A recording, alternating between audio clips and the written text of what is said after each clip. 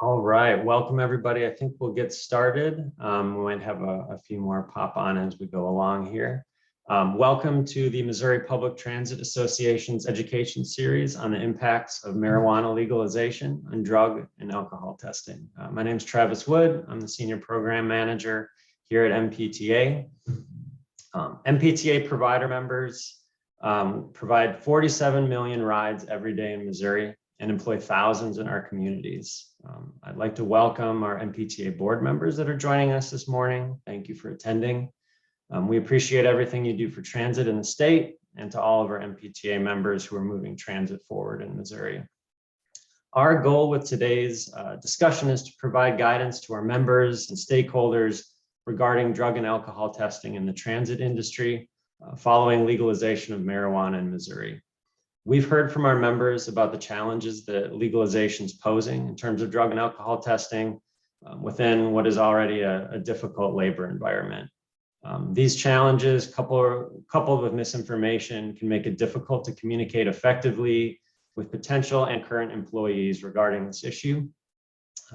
We're lucky to be joined by two excellent panelists who are going to provide information from both the federal and transit provider perspectives. So to kick things off, we're going to have some introductory remarks from each of our panelists, and then we're going to open it up to Q&A. A few housekeeping items to mention before we get going here. You can place all of your questions in the chat box or Q&A tab. You can do that now and throughout the introductory remarks. We'll collect those and ask our speakers when we get to that point. This session will be recorded and shared via MPTA's website and social channels later today. So let's welcome our panelists. We have Ian Rosario, Senior Drug and Alcohol Program Manager at the Federal Transit Administration. And we have Jonathan Flint, Transit Manager at Steamboat Springs Transit in Colorado. Ian, would you like to lead us off this morning with FTA's perspective on this issue? Thank you. Good morning, Travis, and good morning to those folks in the virtual world. As Travis said, I'm Ian Rosario, FTA Senior Drug and Alcohol Program Manager. I'm glad to be here with you all this morning to discuss such an important matter. I'm not sure if any of you were able to participate in our annual conference, which we held in March in San Diego, where we have various workshops in regards to things that are hot topics in the transit industry. And we didn't although we didn't have a specific workshop to THC and CBD, however, we had tons of questions and we are very aware of what's happening. So today I hope to share and provide clarity on the DOT's perspective and FTA's perspective.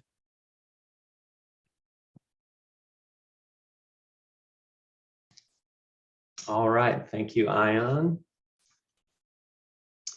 Jonathan, would you good morning. Would you like to give your introductory remarks? As a reminder, Jonathan is with Steamboat Springs Transit in Colorado.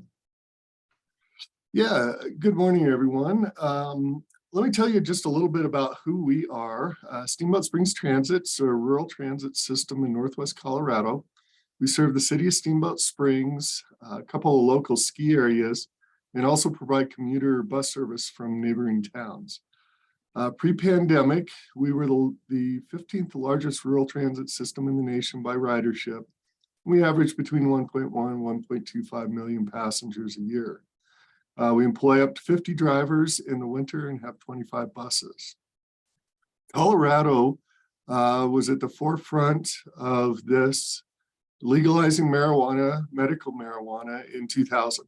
It was limited in use, required a doctor's prescription, and they weren't filled at pharmacies, but rather at a dispensary. In 2012, recreational marijuana was approved by the voters. So we've been dealing really for 20 plus years with marijuana overall and about a decade with recreational marijuana. Over the time, this time, we've significantly changed our pre-employment policies. Past practices were to inform potential employees that there was drug testing. And we did not find that to be very effective. We now have a much more thorough process because we were spending a lot of money doing pre-employment drug tests that were coming back as positives. So we really changed how we did things. When an applicant enters the application portal, in other words, they've submitted some interest in taking a job here with us, we'll actually call them and go through a pre-interview. And we found this to be really good at recruiting employees, but it's also been a good opportunity for us to go more in depth with what is involved in a pre-employment test, what might trigger a positive result. And that has been successful. It's proven to be much more effective at weeding out, sorry, bad choice of words, more effective at eliminating those that might not make it before the application process. We've also spent a lot more time training our employees about THC, CBD, infused products, hemp products, duration of product in the body, the difference between federal and state jurisdiction, potency, nanograms, testing thresholds. And if I had to do it all over again, I would focus on this right out of the gate. Basically, we're teaching our employees the same information that our supervisors are trained on during the annual training that they receive, of course, minus the signs and symptoms section. So some of the issues that we've dealt with here is first a misunderstanding that marijuana is not the same as beer. You cannot partake on Friday and be clean on Monday morning.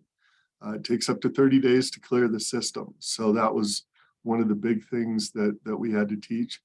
Commercially sold marijuana is much more potent than many people remember.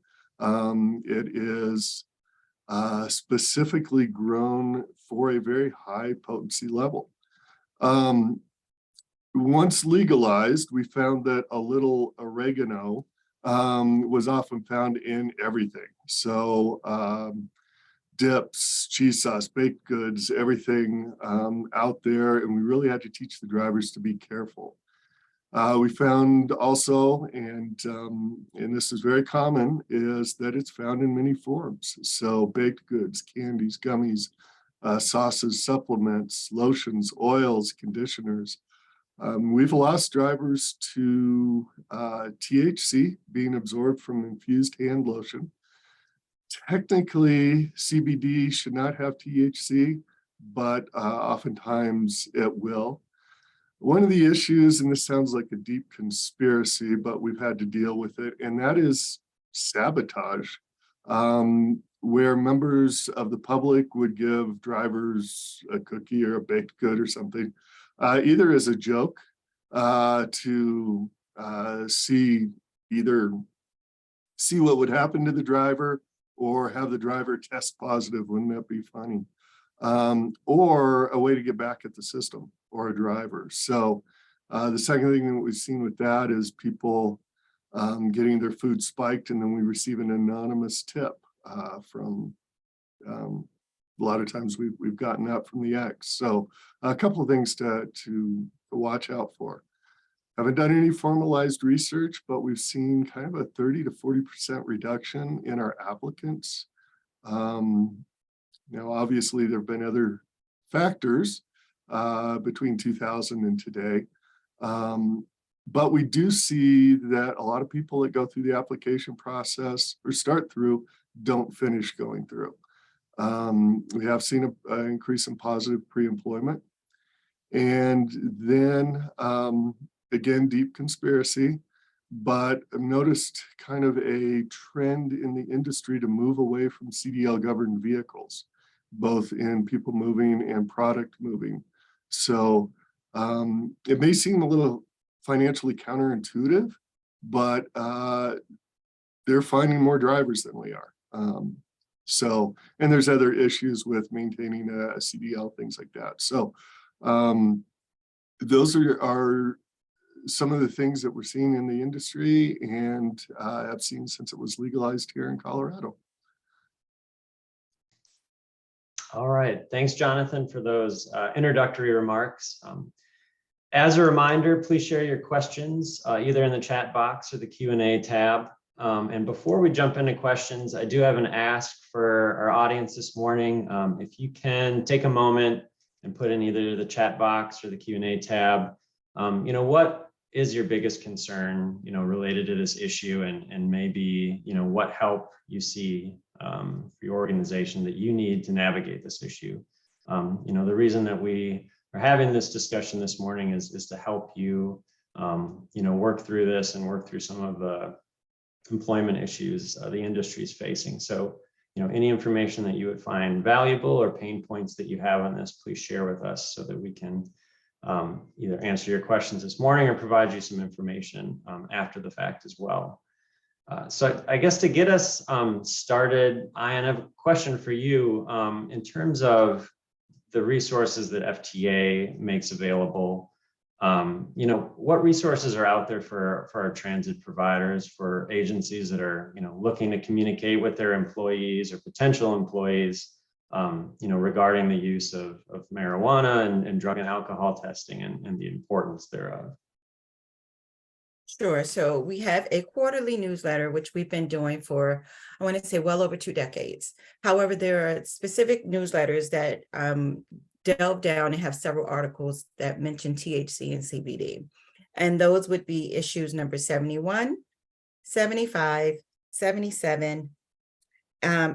Those 3. And 75 specifically talks about the issue of CBD and the status within DOT and the testing protocols and the hazards and the use to them. So when Jonathan mentioned that, folks are giving employees edible cookies and other nice and sweet treats, I didn't realize that it was with the intent of sabotage. That's very interesting to hear. That's actually one of the first times I've heard that. And I get a lot, I hear a lot.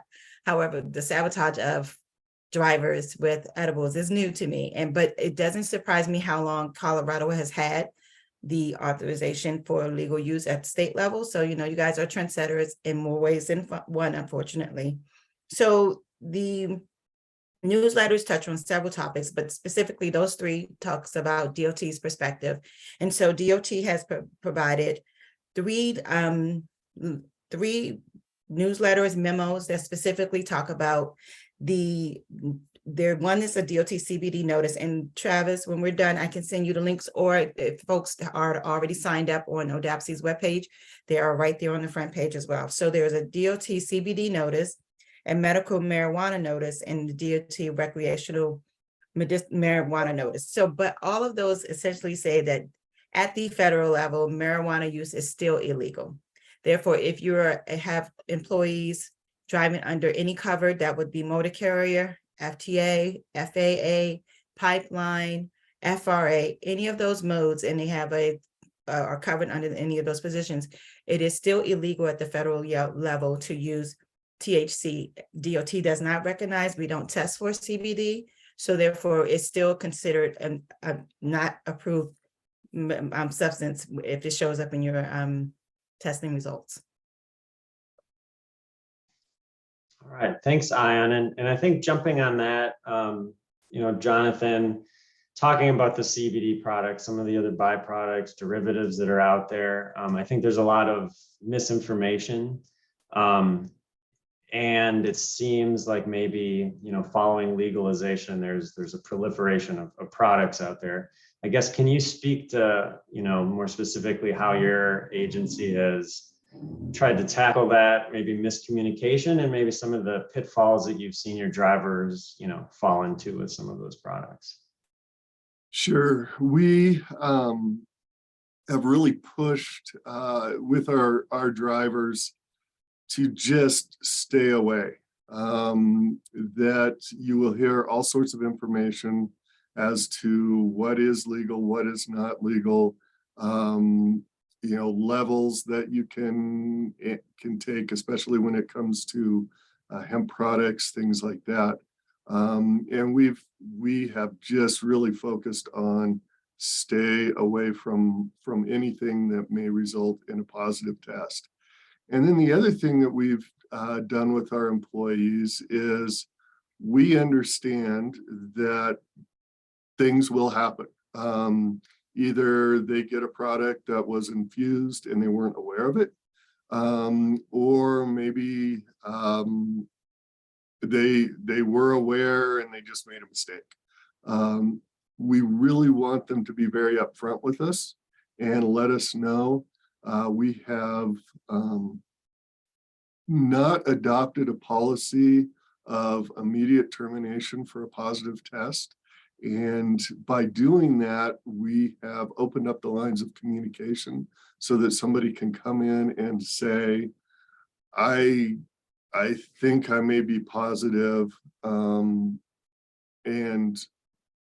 what do I need to do, rather than hoping that they will not get contacted for either the quarterly test or a post-accident test. So really tried to open up that line of communication. I guess speaking to that I'm open sorry. line of, oh, go ahead. Oh, no, I'm sorry. Yeah, I wanted to add a couple of other things. So, and Absolutely. just to piggyback on what Jonathan said in regards to the, the open dialogue that they have with their employees, they encourage that. So FTA has also created a prescription over-the-counter toolkit. Although it doesn't speak to THC and CBD, however, it does talk to the use of prescription drugs that could be impairing or possibly impairing for your safety sensitive position. There are 2 pamphlets. One is for the employer and one is for the employee. So that is also under FTA's drug and alcohol page under resources. It's a great tool that transit properties can use to have those conversations like Jonathan mentioned in regards to making sure your employees are fully aware and understand what their responsibilities are and what, as an employer, what your responsibilities are. And Jonathan, I congratulate you guys on your end to open the dialogue and to make it not punitive, because, we understand that there's a lot of misconception or misinformation in regards to legal use at the state level and the non-legal use at the federal level. So opening up those lines of conversation is very important. And so there are a couple of other resources I wanted to mention as well that I overlooked in when I first initially spoke, that we have, like I said in the beginning, we have an annual conference where we have several workshops in regards to different issues that are happening in the transit industry. It happens once a year, usually in the spring. We're currently planning for our next one for next year. I have no details, so if you put it in the chat, where is it going to be?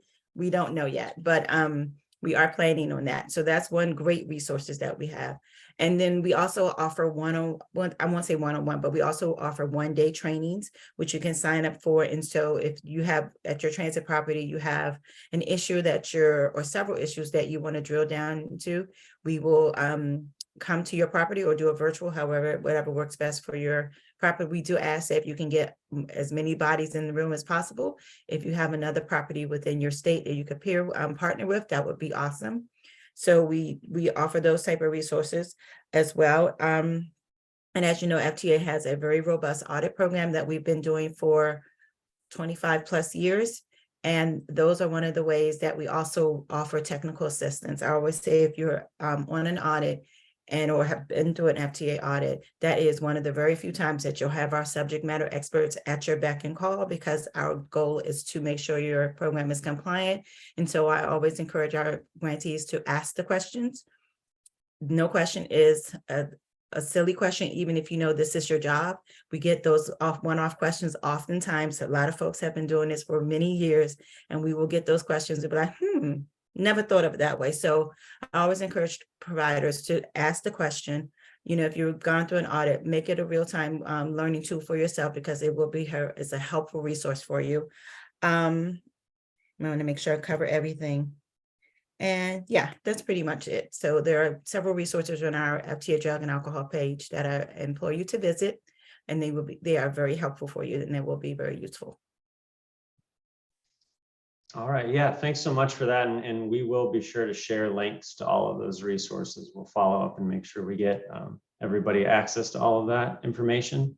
I guess speaking to the open lines of communication and maybe touching on best practices, I guess, Jonathan, if you could touch on sort of what the evolution of that looked like in your organization, and if you're aware of maybe other programs, other providers in Colorado as a state that's been dealing with this issue for a long time, that would be good case studies that for Missouri to look at, and maybe Ion, if you want to jump in at any point. You obviously get a lot of requests, a lot of questions. Are there programs out there, case studies, people, other providers that Missouri providers could get in touch with or learn from in terms of really effective programs that people have set up above and beyond maybe what they're required to do so?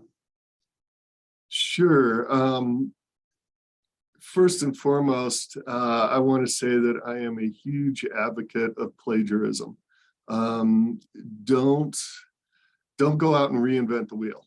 Somebody else has done this. Somebody else has already gone through this. And so I think it is important to reach out and find out what the other agencies have done, and also to get other components involved within the organization. So it's different for each agency, but I think it's important to discuss first with your human resources department, your legal department, union representation, and management, and also get the drivers involved. And that's really how we came to the policy of not terminating an employee immediately based on a positive test. Obviously, if they test positive during the pre-employment test, we do not continue to move forward with the employment. We kind of consider that a little bit of an IQ test. And so if they don't pass that, we're not moving forward. But once an employee is with us, they've been hired on, then we have adopted that policy. For us, we find great latitude for not being backed into a corner and being able to treat each situation as a unique situation. Allows us to hear circumstances and make an evaluation of the best road forward. We found kind of three different really good outcomes from this policy. The first is frankly selfish on our part. It is hard to find good employees. It's expensive to train them. And there's a lot that goes into bringing an employee on board and getting them through the training and then out on the road and doing a good job out with the public. And so we want to preserve that. Although we are restricted from hearing all the circumstances and things that are discussed with the MRO, usually we can get a pretty good idea based on what we hear as far as the longevity of going through either a treatment program or the return to duty criteria, kind of what's been involved. So that's been a real good issue. As I mentioned, it opens up communication rather than an employee thinking that they're going to be fired. So maybe they'll just try and squeeze through and hope they don't get caught. Hey, you made a mistake. That's fine. Let's work through this. Let's work through this together. This has occurred both for our organization and others where somebody comes up positive in post-accident. And this was, primarily before we really opened up this open communication. And even if the driver is not at fault, that's going to be the headline. And so it's really not an area or a path that you want to go down. So it helps you protect yourself from that surprise post-accident positive. The other thing is just taking care of the driver. They may need help. They may have an issue, but they don't want to risk losing their job, their benefits, their career opportunities. As we've all seen, it's been really stressful over the last few years, both in the industry and just in overall life. So we understand that there are going to be challenges and stress, and we don't want that driver to be, so worried that they will not seek help and try and get themselves back on track and that kind of thing. So the other thing that we have found is that if there are individuals that have ongoing issues, they will typically opt out of the MRO plan and just resign. And so it's not something that we find, repeat over and over again. It's kind of a first option. But if it is an ongoing problem, it usually takes care of itself fairly quickly. So those are kind of some of the successful things that we have found with opening that up. That's great. Thanks, Jonathan. I want to make sure I get to some of these questions that are popping up here. One of which is what is DOT's stance on swab testing for drugs? So I saw that in the chat box and I want to make sure I understand what your question is. Are you saying swab as in like oral testing or swab? I wasn't sure if I read that correctly. Yeah, it looks like swab is what they meant. Yeah. So we are at perfect timing. So currently there is yesterday, let me back up. Yesterday, there was a Federal Register notice where the oral fluids testing officially has been published. However, we'll say this, under the DOT program, we are required to have DHS certified laboratories for oral fluids testing. However, there are currently no DHS labs certified and approved to do DOT collections. Therefore, it is in the makings. However, it's not currently available right as of today. We have no timeline as to when it will be available, but DOT will be eventually adding oral fluids testing to the collection as a collection method under the program. And so I guess go ahead. I'm sorry, go ahead. So in alcohol testing, there is, you can swab now. So there is a mechanism to do swab testing. However, that's not the primary. We still want to do the breath test. And then there are allowances for swabs as well. And if folks want to stay up to date on the latest, change like this, or wondering, if there's testing available and how this develops over time, what's the best way for people to make sure? Is it signing up for the newsletter? Yep, signing up for FTA's newsletter is one mechanism. There is an ODAPC listserv where I think if you're a service provider, you are required by Part 40 to be updated and in the know on what's happening in Part 40 and specifically transportation trends. So the ODAPC listserv is another mechanism. So those are really within DOT, well, specifically for transit and specifically for Part 40 collection procedures, the ODAPC listserv. So Travis, at the end, I'll make sure you have the correct links for both of those. Fantastic. And let me add to just kind of under some of the tools that we've used to help with that as well, is we use a third-party organization to help us with the drug and alcohol testing. They do the random selection, help oversee the sample testing, that kind of thing. And we have found that to be a very good investment because they are up to date on the absolute latest information, what's going on. This is what they deal with. So rather than myself or some member of my organization that is overseeing everything from new tire tread to dealing with politics, this is what they do. And so working with them has been a very good resource for us. They've put together our training programs, helped us with the training program. It's typically an hour long. It's modified, it contains the latest information. And then the other thing that they are very helpful with is if there is a change at the FDA or some change that is occurring either with testing or what's going on, they give us a heads up. And they're very good at contacting us and saying, this is some information you need to be aware of. Now, this is a policy or procedure that you need to change. So I would highly recommend that.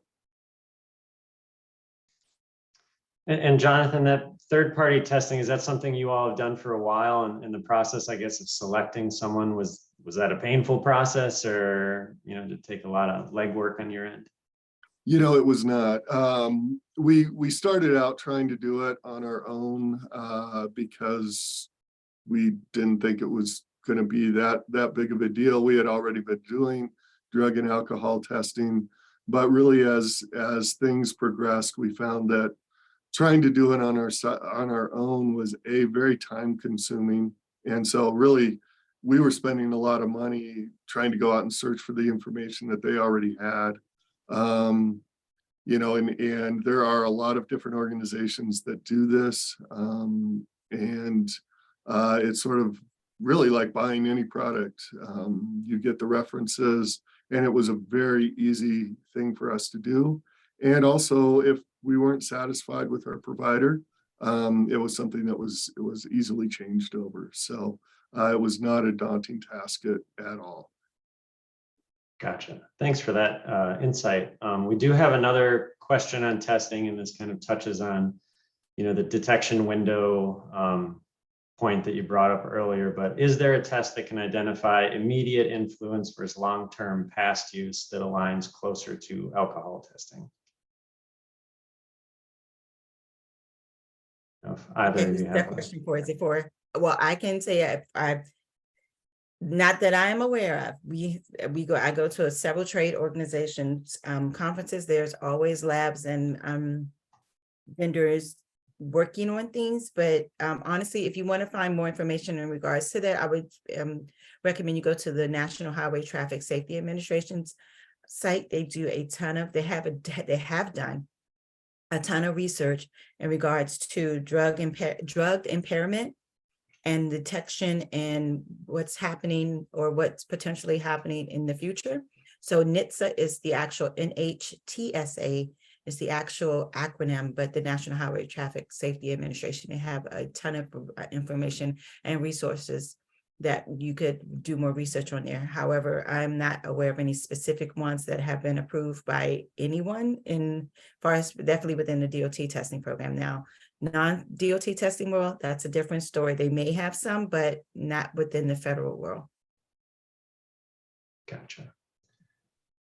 And I guess, Jonathan, that kind of speaks to some of that communication piece that you were talking to about, you know, how long these things can stay in the body and communicating that to potential employees and current employees. Has that learning curve gotten any easier over time for you as far as potential employees, current employees?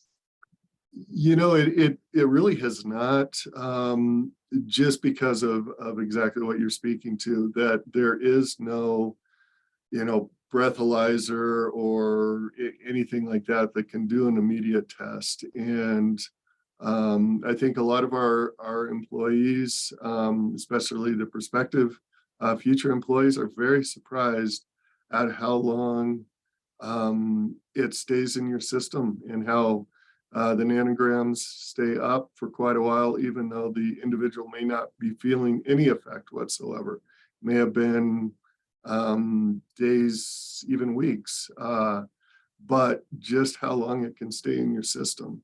And that's why it's so important to stay away, and then also have that open communication if something happened. But yeah, just outlining that. And that's one of the things that we've really had good luck with. Our third party is putting together a real good training program that outlines really the differences, not only with you know, marijuana and alcohol, but also marijuana and the other drugs that are within the schedule for testing.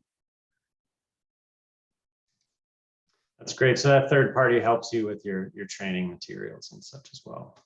Absolutely. Yep. Gotcha. Ion, I have another question here about, you know, what FTA offers. Is there in-state training opportunities? I know you talked about the annual conference and touching on sort of the big issues. Is there in-state training opportunities for providers as well? In regards to just overall general part 655 and part 40? Yeah, I guess we'll start there, and maybe if there's other opportunities that maybe touch on this as well. So FTA, like I said, we specifically have the annual conference, and then we do the one-on-ones. We sometimes do webinars. Actually, we're possibly going to do a webinar in June in regards to just a general Q&A session as part as like a continuation. Usually we do MIS Management Information System webinars, specifically around MIS reporting time. However, there are none that we specifically go to a state and conduct unless someone, like I said, a transit property has requested it. As far as DOT test training, DOT is very specific about what they any trainings that they do. They actually present at conferences a ton. However, they don't hold specific trainings out for any like specific industry.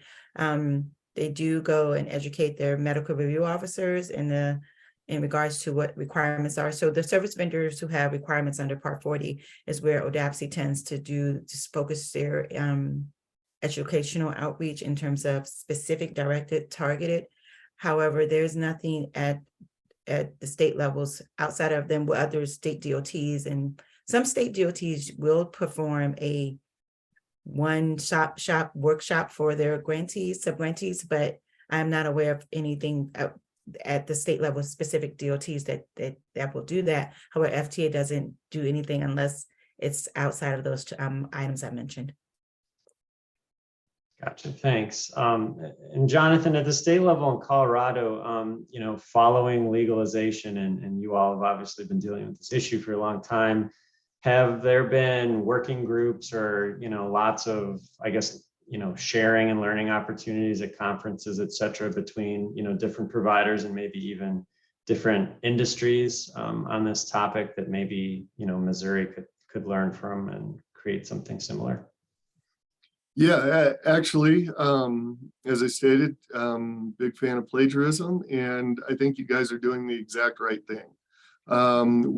What we did here in Colorado is we were really we didn't really have anybody to look to for what to do, but initially we spent some time really discussing what we thought might be happening, that kind of thing.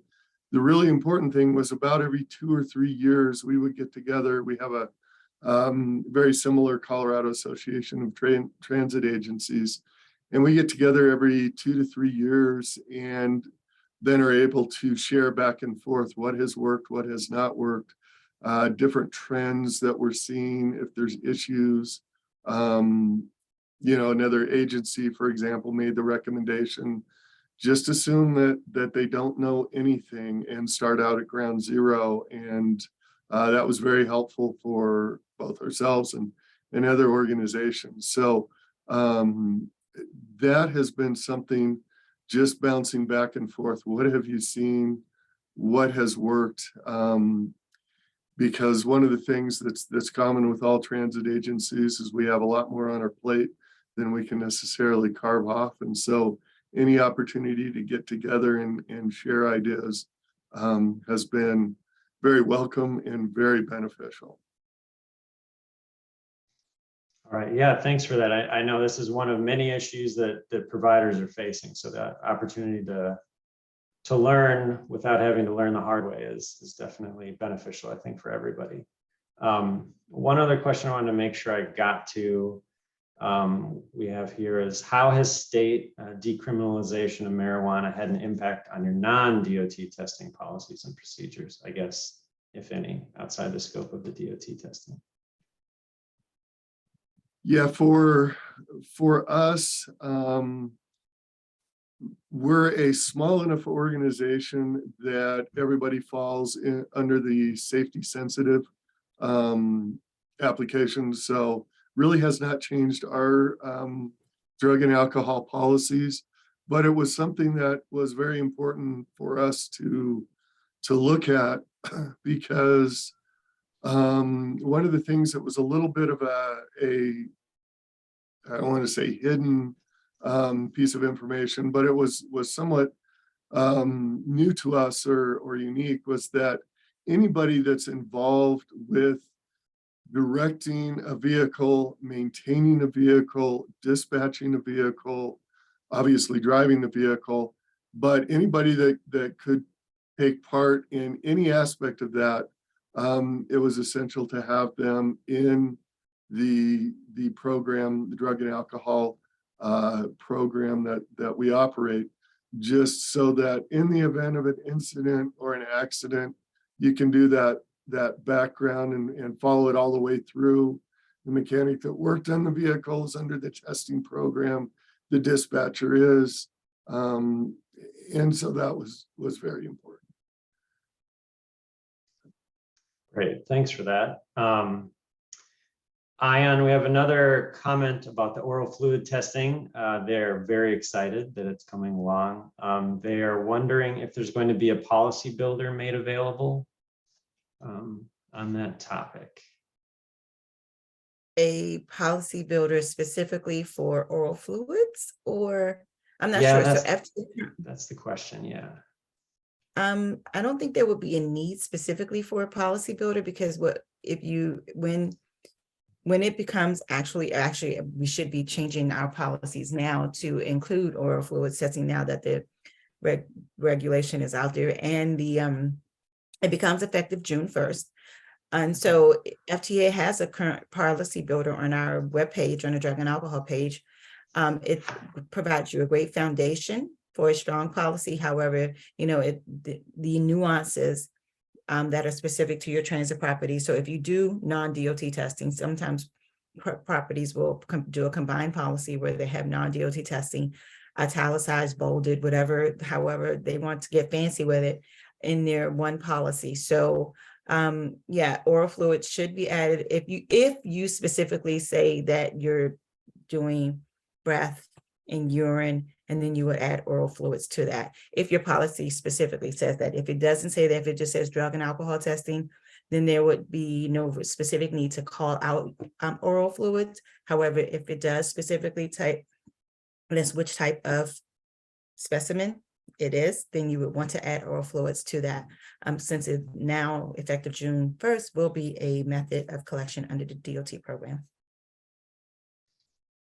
Great, thanks for that extra info. Jonathan, we do have another question about your program, and this is specific to, do you have the second chance program, and what does that look like? Do you allow a positive more than once? The program that we have, it is really individually driven. They do need to go through the full MRO program, go under the treatment or whatever is determined by the MRO. And then we receive notification that they are free to take a return to duty test, and then they fall under an increased testing program. We have not had any individuals that have gone through the program more than once. Typically on the second occurrence, I would, as I say, we haven't had that. I call it the alien clause, that aliens have landed and done something. So, I want to leave it open that there may be something that would come up where I would give somebody a second chance. But typically, as part of the return to duty, we will sit down and have a one-on-one discussion with the employee, telling them that it's important that they succeed with this, but also that we've got to take care of the responsibility that we have to the public, and that this is something that we do take very seriously. We've been given a huge responsibility in the transportation that we do. And so this is not something that will be tolerated again. As I say, we don't want to be backed into the corner where we absolutely couldn't give a second chance or a third chance to somebody. But so far that has not come up. What we have had is a few individuals have gone through the program and gotten into the return to duty, the additional testing, and said, I want to be upfront. This is not something I can continue to do, and have left our employment.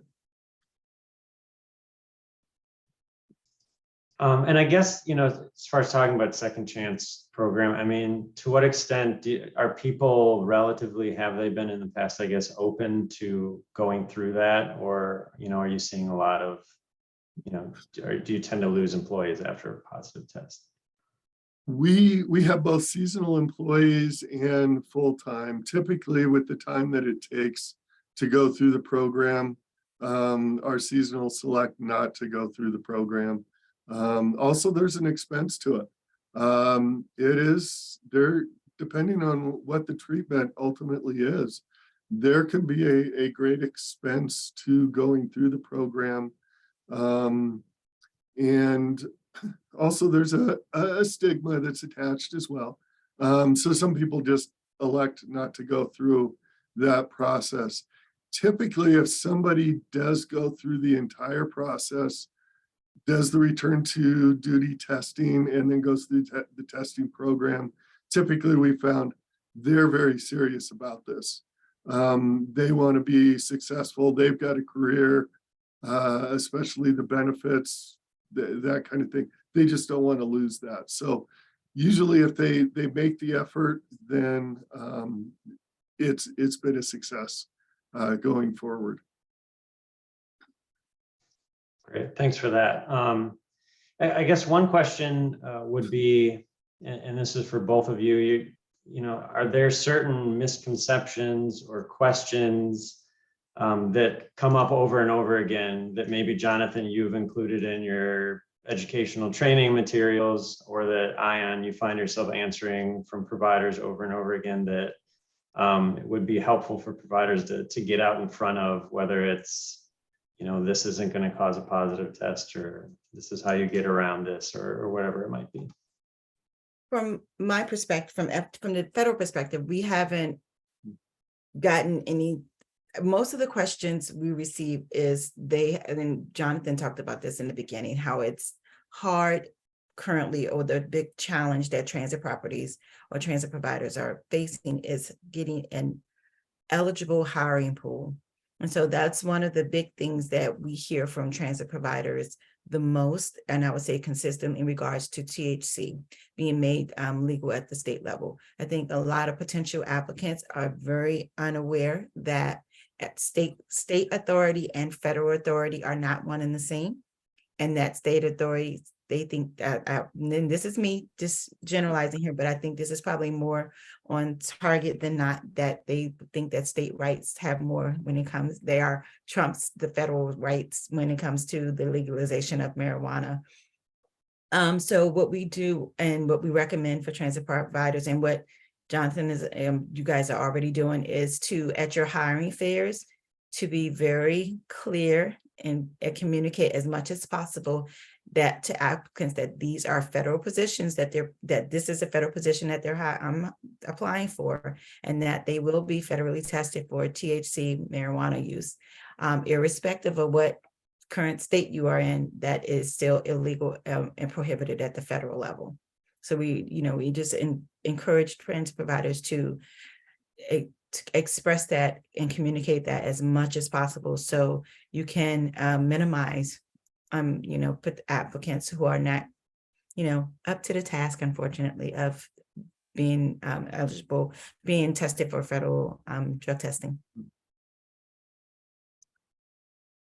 Yeah, and actually sticking with my theme of plagiarism, we took this directly from the FDA, and this is what we state to prospective employees, and this is fully quoted. Despite a change in state laws, marijuana is still a Schedule I controlled substance under the Federal Controlled Substances Act of 1970. According to the United States Department of Transportation, state laws have no impact on the testing regulations and requirements for obtaining or maintaining a CDL. So right in line with that, state rules, you're under the federal program. The other thing that we've talked a lot to our employees about is that there is not regulatory or oversight, at least on a consistent basis, of product, either CBD or THC products. And so it's very important to understand that there's a very real chance of cross-contamination improper manufacturing, improper labeling, other mistakes that are just made in the processing that could result in traces of THC to be present. So, you know, not to be cruel, but there's not a high level of regulation. And so it's kind of learning as you go, or as they've adopted here, learning as you grow. And so there is not that consistency. It's very easy to get caught up. And so that's why we say just avoid anything that's CBD, THC. It could get you in trouble. Yeah, and I want to say that the plagiarism thing, we pulled that from ODAPSI. So what you got from our page is exactly what we got from ODAPSI's page, because we want to make sure that we are echoing what is being said from ODAPSI. And I totally agree. In terms of the CBD products, it's buyer beware, use at your own caution. Especially if, and you know, unfortunately, I go to the vitamin shop. People are in there buying stuff. CBD is everywhere, as you mentioned before, and everything. But it's caveat emptor, buyer beware. You buy at your own cost. But like I said, FTA has put together some resources for employees to know if you have a safety sensitive position, things you need to be considering and staying away from. So yeah, I just wanted to echo what you were saying.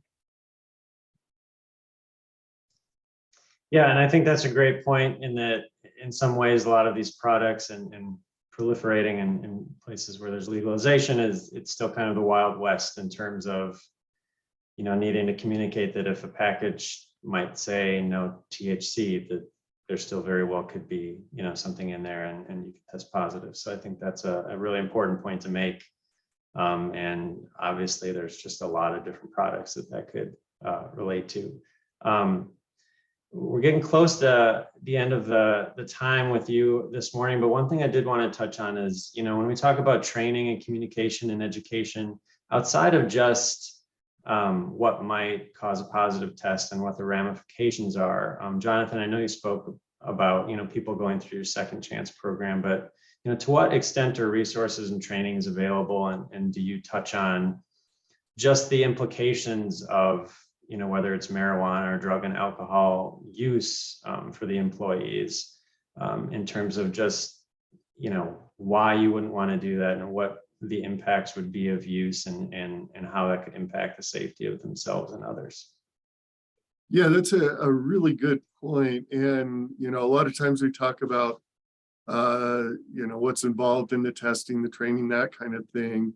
But one of the things that we touch on, and this is not just pertaining to marijuana, but all sorts of aspects of the training or of operating, is that we have policies and procedures. And if you are following the policies and procedures, you are covered under our insurance and by our legal team in the event of an accident or an incident where somebody is injured or somebody accuses the operator of wrongdoing, or the dispatcher or mechanic, whatever it happens to be. If you are operating outside of the policies and procedures of the organization, you may not be covered. And so you are putting yourself at risk by not following the policy. Obviously, we follow the FTA's drug and alcohol policies and procedures. We follow it very strictly. So if you're operating outside of that, you really could open yourself up to some enormous liabilities. And we haven't had, luckily, knock on synthetic wood here, but luckily we haven't had this within our organization, but I have seen it within an operator that drove regional transportation, where they did have a driver that was operating outside of policy and procedure when it came to drug and alcohol. It wasn't specifically marijuana, but it had to do with the prescription and operating outside of what they should be doing. And that driver ended up not only with jail time, but also with some pretty significant legal bills and also a pretty big settlement against them. So very important to keep that in mind.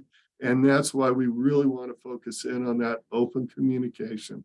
If something's happened, let us know. And then we also make sure that we have that written into our policy. So it's not just a verbal representation, but it's also written down and something that we require our employees to go through the training and also sign that they've gone through the training that talks about all this. Do that on an annual basis so that we've also got that backup in the event that there is an issue. So just letting people know that, yeah, you're covered if you follow policy and procedure, but operate outside that and you're operating at your own risk. All right, thank you. I want to give each of you an opportunity, just one last thought for everybody to take with them. If you've got to boil everything down to one thing that maybe people could take with them and not forget. And I'll start with you, Anna. Okay, so before I do that, I saw there were 2 comments in the chat, and you are correct that we did have a panel, a session for THC and laws and at the conference, and actually I sat in on it. It's been a long spring. I've been on back to literally after FTA conference I was in at Dacia, so back to back on conferences. So that did slip my mind, and thank you for reminding me of that. And so that is actually another resource that is up on FTA's drug and alcohol page. We keep the presentations up from the conference for at least about a year, typically, for people to download and use for educational purposes. So, and that leads me to what my final thoughts will be in terms of educating your transit providers, educating your potential applicants on what is allowable and what is not allowable under the federal testing program. So that your hiring fairs continue to do the good job of educating your applicants of what their requirements will be as a driver if they are so hired. And also, and let them know as a applicant, as a pre-employment applicant, that they will be tested for marijuana. So at the state level, don't use it if you want to be an employee and be gainfully employed under a DOT covered position. And lastly, again, I implore you to visit the links that Travis will provide to you that are a great resource of information in terms of Part 655 and also in terms of Part 40. And I encourage you to read the new regulation that has come out in regards to oral fluids testing that is effective June 1st of this year. Great, thanks. Jonathan? Yeah, this is daunting. And I remember how daunting it was for us when we started through. Use each other. There's a lot of information out there. You're not the first ones to go through this. I would also say, when you read things and put things together, the FTA has been a great resource for us. And it's kind of a common phrase, the trust but verify. Going out, looking at what other programs are doing, talking to each other. And then it's good to just double check with the FTA and use them as a resource to verify the programs that you're going through. And as I say, just the bouncing of ideas off each other, what's working, what's not. Don't feel like you have to take this on and create this whole new thing. There are other organizations that have gone through this. And so just get that help, do a lot of research, and it's a task that you can get through. All right, well, thank you. I want to thank both Ion and Jonathan for your time this morning. This has been wonderful, and this is a great resource for our members and stakeholders. So thank you for that. And thank you for everybody that joined us this morning. As a reminder, we did record this session and we'll be sharing it after the fact, as well as all of the good links and resources that were discussed today. We're going to make sure that we get those in your hands. If you have any questions, definitely reach out and we can follow up with Ian and Jonathan and connect you to some more information. Also want to make you aware that we do have 2 more education series events scheduled as of right now, and we're always continuing to look to schedule more. If you have any topics you want us to cover, please reach out. But we have June 21st, succession planning from an organizational perspective with CTAA. And then September 26th, we'll look at the frontline workers perspective, and we'll touch on recruitment, retention, retaining all the great employees that you currently have, and keeping all of that organizational knowledge flowing throughout the organization. We also have the Midwest Transit Conference coming up September 6th through the 8th in Kansas City. Registration's open, and you can go to mopublictransit.org to find more information about the education series events as well as the conference. Thank you, everybody, for your time this morning, and we look forward to seeing you next time. Make it a great day. Thanks. Thank you, everyone.